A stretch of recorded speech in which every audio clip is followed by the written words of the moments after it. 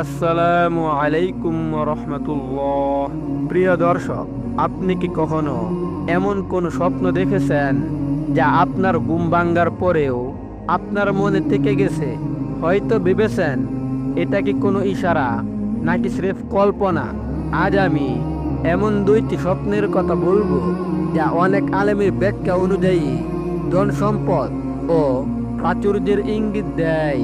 কিন্তু মনে রাখবেন, সব স্বপ্ন সবার জন্য একই অর্থ বহন করে না। ভিডিওটি শেষ পর্যন্ত দেখুন। ভিডিওর শেষ অংশে আমি বলবো স্বপ্ন দেখার পর কি করলে সেই স্বপ্ন বাস্তবে রূপ নিতে পারে।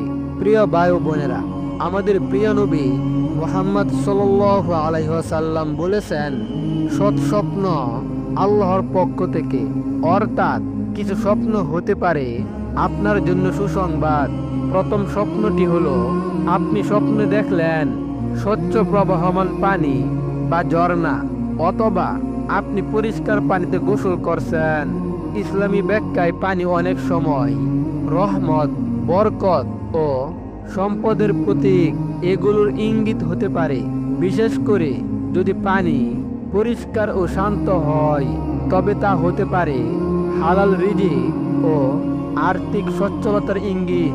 দ্বিতীয় স্বপ্নটি হলো, আপনি স্বপ্নে দেখলেন সোনা, রূপা বা মূল্যবান কিছু, অথবা নতুন ঘর বা জমি ক্রয় করছেন।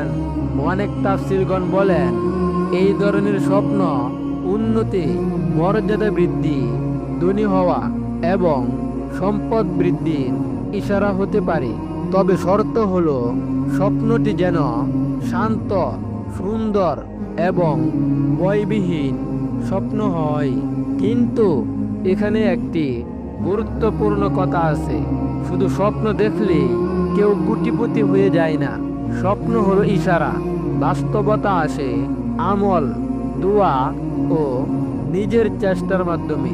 তাই যদি এমন স্বপ্ন দেখেন, সাথে সাথে আল্লাহর শুকরিয়া আদায় করুন, 2 রাকাত নফল নামাজ পড়ুন, হালাল উপার্জনের চেষ্টা বাড়িয়ে দিন। মনে রাখবেন, শয়তানের পক্ষ থেকে আসা স্বপ্ন ভয় সৃষ্টি করে, আর আল্লাহর পক্ষ থেকে আসা স্বপ্ন মনে শান্তি আনে। আল্লাহর উপর ভরসা রাখুন, নিয়মিত দোয়া করুন, চেষ্টা চালিয়ে যান। হয়তো আপনার দেখা একটি স্বপ্নই হতে পারে ভবিষ্যতের সুসংবাদ। ভিডিওটি ভালো লাগলে লাইক দিন, কমেন্টে লিখুন, আল্লাহ আমাকে হালাল পথে কোটিপতি করুন এবং স্বপ্নকে বাস্তব সফলতায় রূপান্তরিত করুন। আমিন।